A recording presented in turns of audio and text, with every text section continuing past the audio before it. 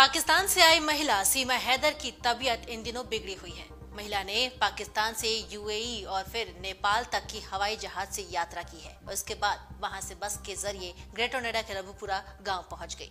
नेपाल से लेकर ग्रेटर नोएडा तक वो आधार कार्ड के जरिए खुद को भारतीय बताती रही और सचिन की पत्नी के रूप में खुद को पेश किया। अब उसके जासूसी एंगल से और उसके पाकिस्तान से भारत आने के मकसद की भी जांच चल रही है। लेकिन इसी बीच सीमा हैदर का एक वीडियो सोशल मीडिया पर वायरल हो रहा है जिसमें कहा जा रहा है कि उसकी तबीयत खराब है। इस वीडियो को देखकर सीमा को लेकर ये कयास लगाए जा रहे हैं कि वो प्रेग्नेंट हो सकती हैं। हालांकि जिस कारण उसकी तबीयत खराब हुई है, ये बात कितनी सच है कितनी झूठ है, इस बात की पुष्टि हम नहीं कर रहे हैं। अमर उजाला इस खबर की भी पुष्टि नहीं करता कि वो प्रेग्नेंट है, ना ही इसको लेकर कोई रिपोर्ट सामने आई है, बस ये कयास मात्र ही है।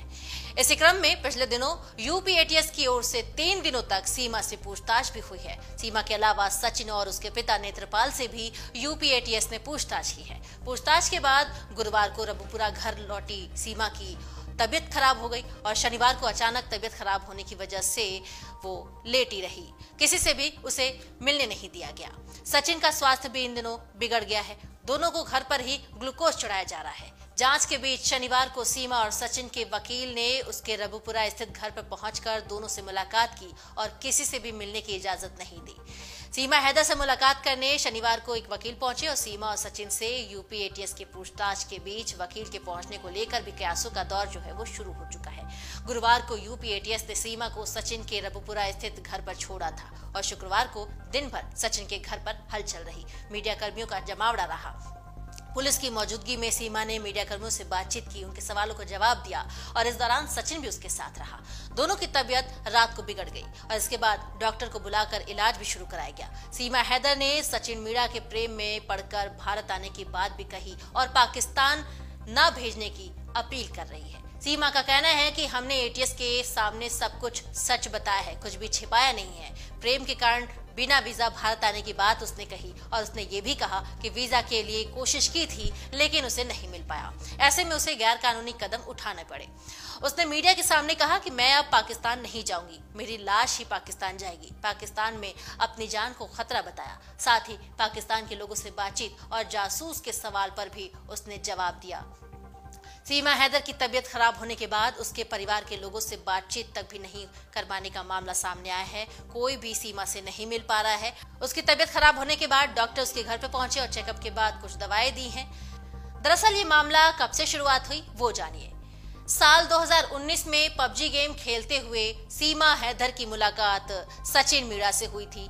पहले चैटिंग के जरिए बातचीत होती थी, फिर नंबर शेयर हुए, फिर उसके बाद वीडियो कॉलिंग भी होने लगी और धीरे धीरे ये बातचीत प्यार में बदल गई। ये प्रेम कहानी अलग मोड़ पर पहुंच गई।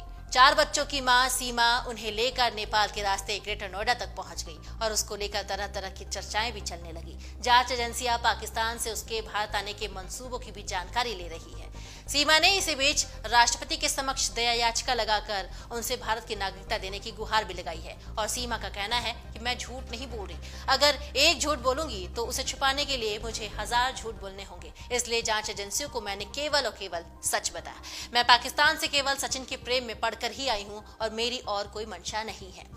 वहीं आपको बता दें कि सीमा ने उत्तर प्रदेश के मुख्यमंत्री योगी आदित्यनाथ से भी अपील की है और कहा था कि मुझे यहाँ रहने दिया जाए। सीमा हैदर बार बार ये बोल रही है कि वो अपने प्यार के लिए भारत आई है, उसे जब वीजा नहीं मिला तो ये रास्ता अपनाना पड़ा।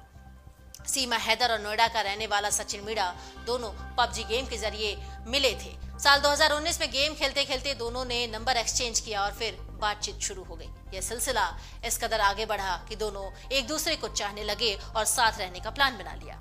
सीमा और सचिन ने मिलने की तैयारी की और 3 साल तक चली बातचीत के बाद दोनों ने नेपाल में मिले और एक होटल में 7 दिन तक एक साथ गुजारे। नेपाल के एक होटल में दोनों बिना नाम के यानी फर्जी नाम और पते के जरिए वहां एक होटल में रुके, कमरा नंबर 204 में। और सीमा का दावा है कि सीमा और सचिन दोनों ने वहीं नेपाली रीति रिवाज से शादी कर ली। अब वो